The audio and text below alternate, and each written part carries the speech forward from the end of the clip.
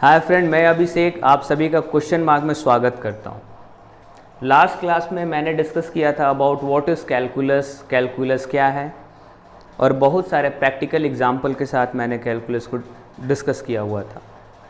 Dependent variable, independent variable, कब function को हम लोग कैसे कनेक्ट कर सकते हैं, दो फंक्शन को अगर किसी रूल के थ्रू कनेक्ट कर रहे हैं तो कैलकुलस क्या होता है, और बेसिक छोटे छोटे चीज़ों को मैंने प्रैक्टिकली रखा था आपके सामने।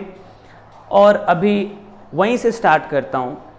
लास्ट क्लास में मैंने एक एग्जाम्पल के थ्रू कवर किया था व्हाट इज़ कैलकुलस। जो एग्जाम्पल था मैं वहाँ से स्टार्ट करूँगा। एक बार रिकैप करा दे रहा हूँ एग्जाम्पल। एक था y = x² और दूसरा हमारे पास था area of square is equal to x²। ये एक छोटा सा एग्जाम्पल को लेके आगे बढ़ेंगे हम लोग और आज के मुद्दे पे जाएंगे। बस रिकैप कराते हैं। अगर इसका ग्राफ बनाए तो कुछ ऐसा होगा। ये y एक्सिस है, ये x एक्सिस है, ये वर्टेक्स 0,0 पे है, कॉनकेव अप है। अगर यहाँ पे x का वैल्यू 1 लेते हैं तो y का वैल्यू 1 आता। x का वैल्यू 2 लेते तो y का वैल्यू 4 आता। ये डिस्टेंस दोनों इक्वल नहीं है, बस रफ डायग्राम में समझ लेना है कि अगर 1 डाल रहे तो 1 आ रहा है, 2 डाल रहे 2 का स्क्वायर 4 आ रहा है y का वैल्यू, जैसे ये इक्वेशन है। ठीक। अगर एरिया ऑफ स्क्वायर बनाते हैं, अगर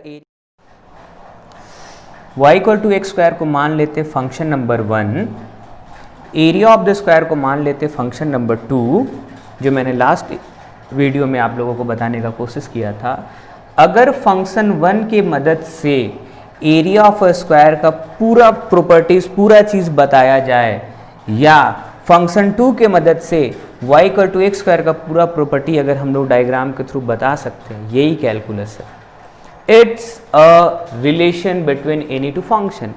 किसी दो फंक्शन के बीच का जो रिलेशन है उसी को कैलकुलस बोलते हैं। That's it.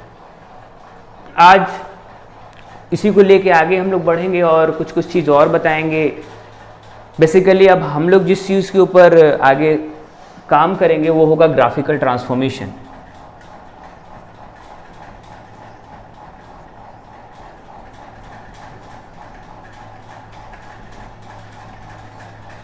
यानी with the help of graph के मदद से कैसे हम लोग क्वेश्चन को कम टाइम में और जल्द से जल्द बना ले, शॉर्टकट कैसे लगाएं, कैसे किसी भी क्वेश्चन को प्रैक्टिकली देखा जा सके, क्वेश्चन को सॉल्व करने के साथ साथ क्वेश्चन का क्या बैक ऑफ द क्वेश्चन क्या चल रहा है उसको समझा जा सके। इस चीज़ों को हम लोग यहाँ पे कैलकुलस और ग्राफिकल ट्रांसफॉर्मेशन के मदद से समझने का कोशिश करेंगे।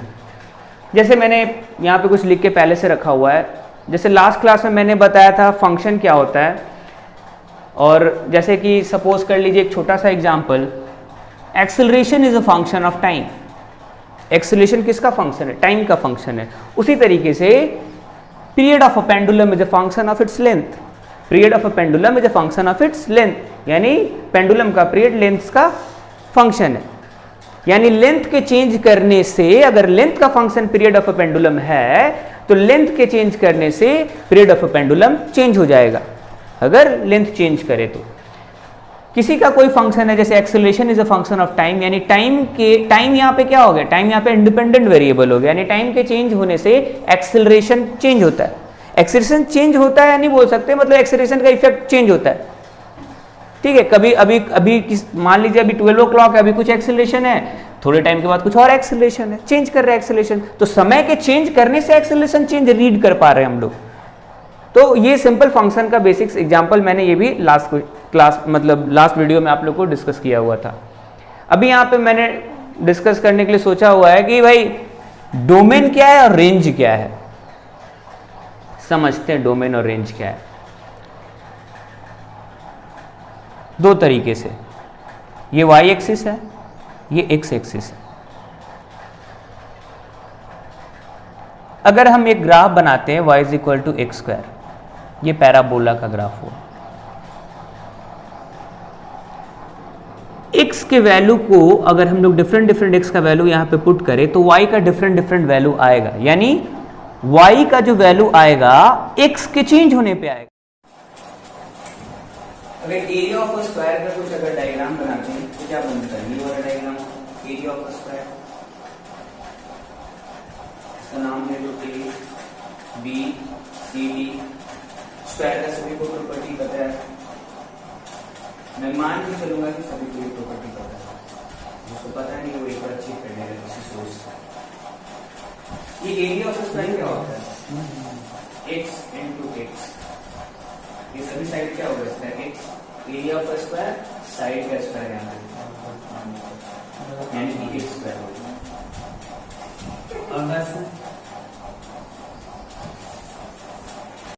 अभी डोमेन और रेंज क्या है हम लोग यहाँ पे समझेंगे।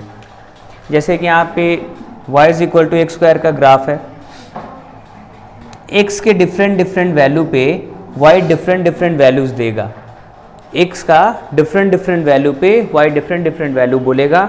तो ये x का डिफरेंट डिफरेंट जो वैल्यू पे y ऑपरेट करके जो डिफरेंट डिफरेंट वैल्यू देगा, तो x के वैल्यूज को हम लोग बोलेंगे डोमेन और y के वैल्यू को हम लोग बोलेंगे range. Range Cartesian coordinate system में x एक्सिस जो होता है, जो हॉरिजॉन्टल एक्सिस होता है, वहाँ पे हम लोग डोमेन लेते हैं और जो y एक्सिस होता है वहाँ पे हम लोग रेंज लेते हैं। अगर कार्टेशियन कोऑर्डिनेट सिस्टम देखें तो ये x एक्सिस हुआ, ये y एक्सिस, इसको हम लोग डोमेन एक्सिस बोलते हैं, इसको हम लोग रेंज एक्सिस बोलते हैं। ये डोमेन और रेंज का बेसिक्स, बस थोड़ा सा वो आगे का डोमेन रेंज का टॉपिक जब होगा तो वहाँ पे अच्छे तरीके से और एक्सप्लेन करेंगे डेफिनेशन के साथ, बस मोटा मोटी आइडिया कि होता है क्या है। अभी ग्राफिकल ट्रांसफॉर्मेशन देखेंगे हम लोग कि ग्राफिकल ट्रांसफॉर्मेशंस पहले जानेंगे, फिर with the help of graphical transformation हम लोग बहुत इजीली क्वेश्चन को सॉल्व कर पाएंगे। डिफरेंट डिफरेंट डिफरेंशिएशन हो गया या इंटीग्रेशन हो गया, जो भी टॉपिक्स उधर हम लोग जो देखेंगे। चलिए आगे बढ़ते हैं।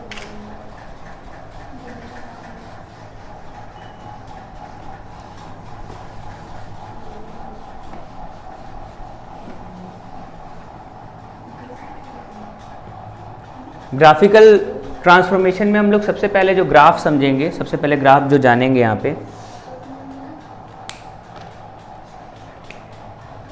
y इज इक्वल टू सी, जिसको बोलते हैं कांस्टेंट फंक्शन।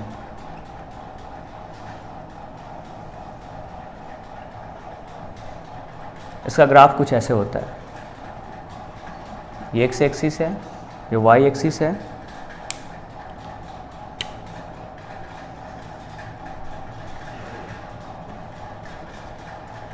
ये y इज इक्वल टू सी का ग्राफ है, 0,0 ओरिजिन है।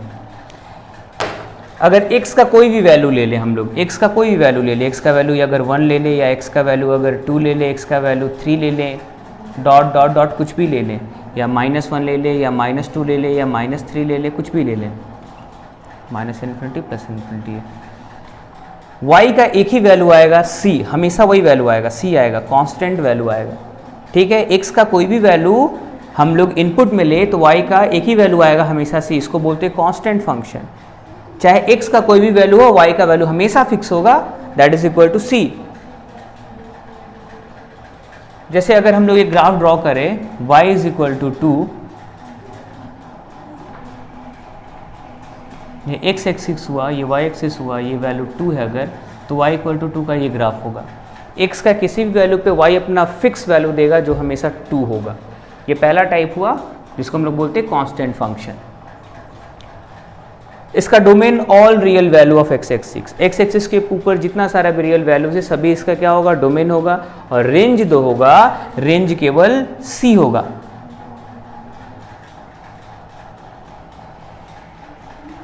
डोमेन यहां पे ऑल रियल नंबर्स, जितना भी x एक्सिस पे है, और रेंज जो होगा केवल c होगा, ये वाला वैल्यू केवल c, जो भी ये वैल्यू है केवल c होगा। यानी हम लोग ये भी बोल सकते हैं कि जितने भी डिपेंडेंट वेरिएबल होंगे वो रेंज होंगे और जितने भी इंडिपेंडेंट वेरिएबल होंगे वो डोमेन होंगे। तो यहाँ पे जितना सारा भी इंडिपेंडेंट वेरिएबल है, ये सभी क्या होगा, डोमेन होगा। और जो डिपेंडेंट वेरिएबल ये y is equal to C, X के चेंज होने पे आ रहा है, तो ये मेरा डिपेंडेंट वेरिएबल है, तो ये रेंज होगा। ये पहला y इक्वल टू सी का ग्राफ था। अब दूसरा ग्राफ हम लोग देखेंगे।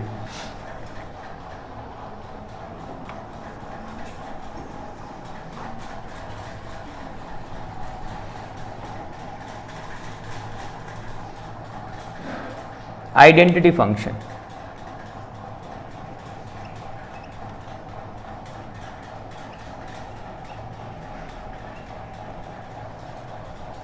यानी y is equal to X का ग्राफ।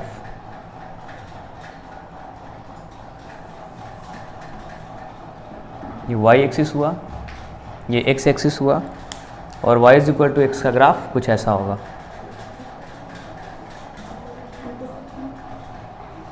ये ओरिजिन है। यहाँ पे अगर x का वैल्यू 1 लेते तो y का वैल्यू 1 आता, x का वैल्यू 2 लेते तो y का वैल्यू 2 आता, x का वैल्यू 3 लेते तो y का वैल्यू 3 होता, x का वैल्यू -1 लेते तो y का वैल्यू -1 आता, x का वैल्यू -2 लेते तो y का वैल्यू -2 आता।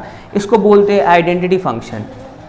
x का वैल्यू चेंज करने पे y का वैल्यू चेंज यहाँ पे भी हो रहा है, लेकिन जितना x का वैल्यू चेंज हो रहा है उतना ही y का वैल्यू चेंज होकर वही वाला वैल्यू दे रहा है।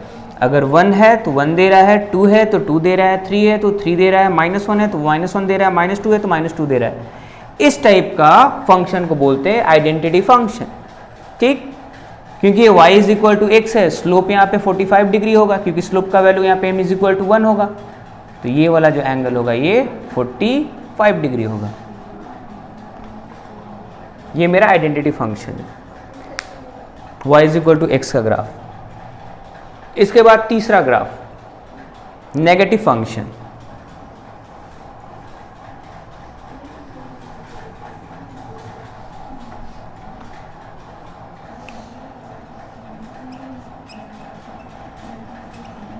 नेगेटिव फंक्शन यानी y is equal to -x का ग्राफ।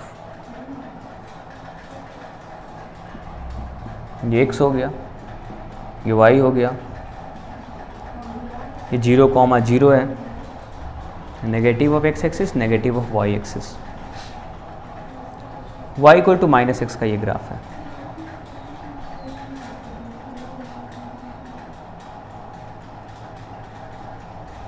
x का वैल्यू अगर 1 लें तो y का वैल्यू क्या आएगा, -1, x का वैल्यू 2, y का वैल्यू -2, x का वैल्यू -1, y का वैल्यू 1, x का वैल्यू -2, y का वैल्यू 2। x अगर मेरा यहाँ पे यानी डोमेन में जो वैल्यू है हम लोग पॉजिटिव वैल्यू ले रहे हैं तो रेंज में वही सब वैल्यू नेगेटिव आ रहा है। अगर नेगेटिव वैल्यू ले रहे हैं तो y पॉजिटिव आ रहा है, यानी x के पॉजिटिव वैल्यू पे y नेगेटिव वैल्यू देता है और x के नेगेटिव वैल्यू पे y पॉजिटिव वैल्यू देता है। इसी को हम लोग बोलते हैं नेगेटिव फंक्शन। इसका डोमेन क्या है, all real number, all values of x। Range क्या है, all values of y।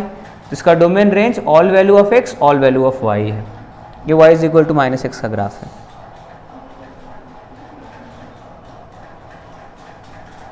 Fourth number,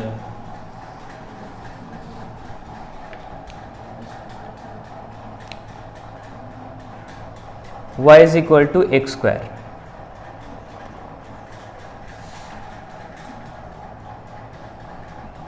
ये x एक्सिस हुआ, ये y एक्सिस हुआ। y is equal to X square का ग्राफ कुछ ऐसे होता। ये था 0,0।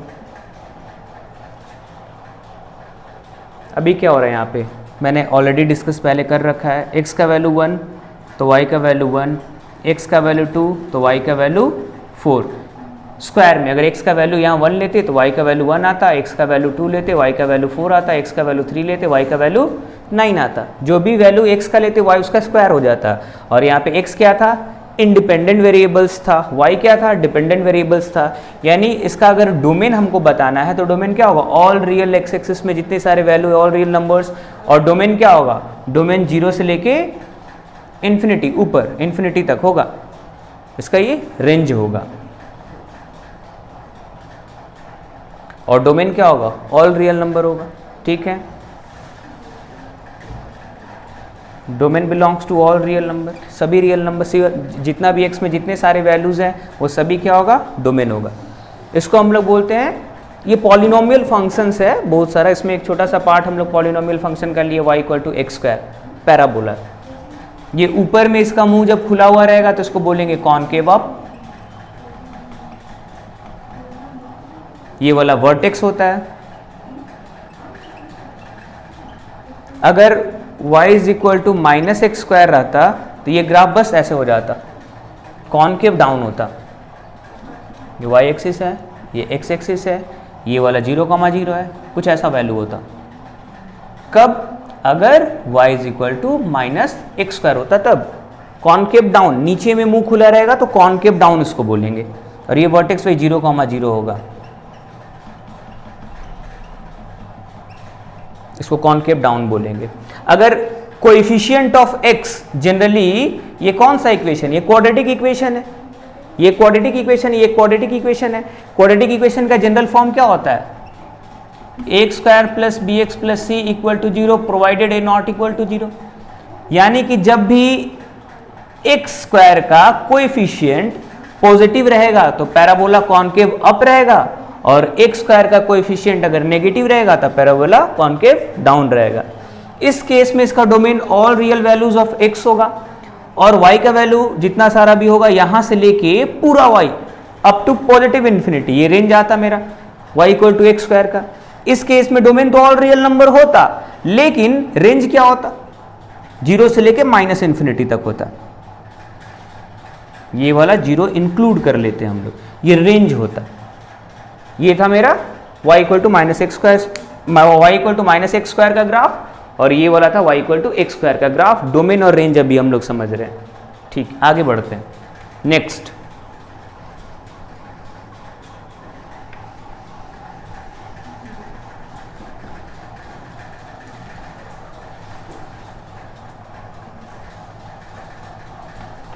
अगर y is equal to X square ना लिख के हम लोग x का पावर कभी 2 हो सकता था, कभी 4 हो सकता था, कभी 6 हो सकता था, कभी 8 हो सकता था, कभी 2n हो सकता था। ठीक, ये हर केस में पैराबोला ही बनेगा, बस अंतर यही रहेगा कि नीचे का जो ये वाला जो है ना, ये थोड़ा स्टीपर होते रहेगा। अगर ऐसे है तो, अगर ये y is equal to X square है तो थोड़ा कुछ ऐसे वाला होगा, y इक्वल टू 4 का होगा, फिर और नीचे वाला फैलेगा, ऊपर से बल्ज हो जाएगा, यहाँ पे स्टीपर होते जाएगा। इसके ऊपर आगे हम लोग डिस्कस करेंगे, हर वीडियो को बना के दिखाएं, हर इमेजेस को बना के दिखाएंगे कैसे पावर 4, पावर 6, पावर 8 या पावर 2n होगा तो सभी क्या होगा, मेरा पैराबोला ही होगा। Next, y equal to X cube का ग्राफ कैसा होता है। ये x हुआ,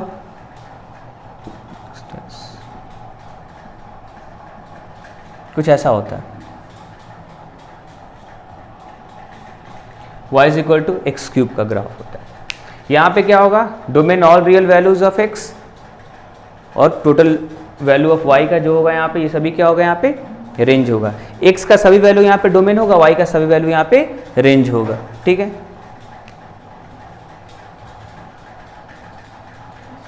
अगर यही वैल्यू नेगेटिव हो जाता, अगर y is equal to minus X cube हो जाता, इसको मिरर बनाते, इसका रिफ्लेक्शन ले लेते कुछ इस तरीके से, ये इसका ग्राफ होता। ठीक, नेक्स्ट,